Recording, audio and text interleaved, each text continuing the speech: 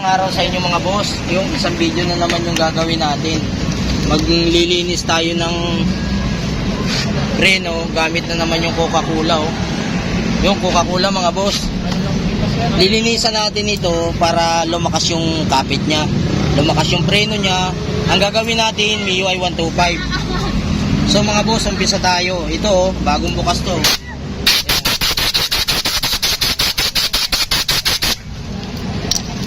Bali itong friction na to, itong friction na ito RCB. So papalitan na natin yan ng bago. Ito yung bagong ipapalit natin. So may mga nagko-comment na bakit hindi lalakas yung preno niyan ay bago yung kinabit natin na friction. So ganito gagawin natin mga boss. Itong bago na ito, itong bagong friction na to, para mas lumakas yung kapit niya, ibababad muna natin sa coke. Ayan o.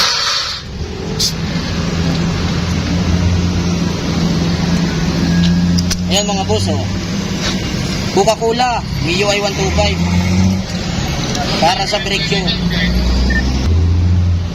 So nabasa natin ng coke yan, bababad muna natin yan. Subukan ninyo mga boss.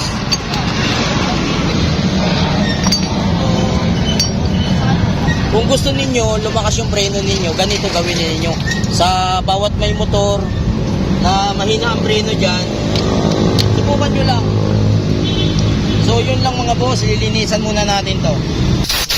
Yung makikita natin ito, yan, nabasa na ng coke yan, pumasok na sa loob nya.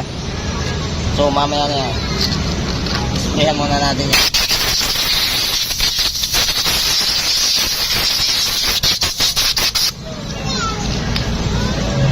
Pagkatapos noon, ito naman yung lilinisan natin ng coke. Yan o.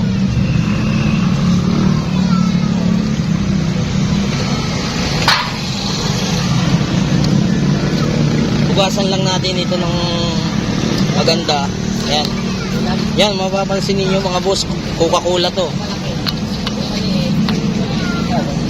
Napakaganda, hindi lang sa mainit na panahon ginagamit ito, pati sa mga preno.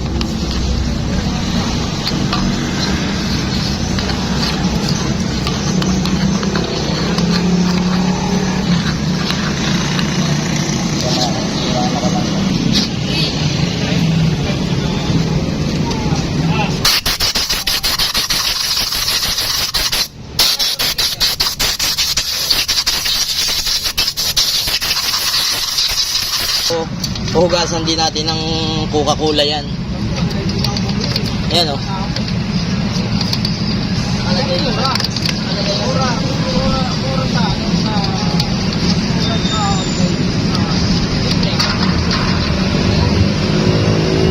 Ayan mga boss, kung mapapansin ninyo, napakadumi.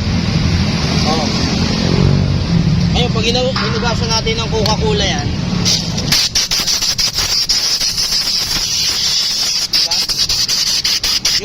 yung Coca-Cola hindi lang sa sikmura masarap, pati sa preno din.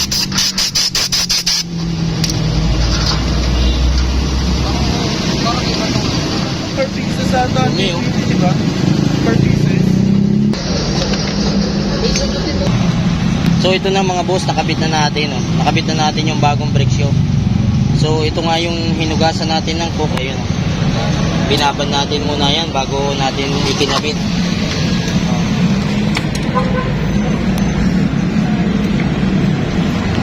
So yun lang mga boss, nagbigay lang tayo ng idea, isang tip lang mga boss sa mga ka-rider natin.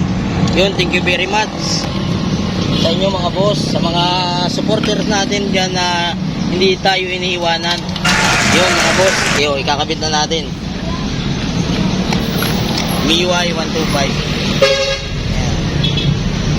M3 Yamaha. So salamat sa mga viewers natin, yung walang sawang sumusuporta sa atin sa bawat ginagawa natin. Thank you very much. God bless.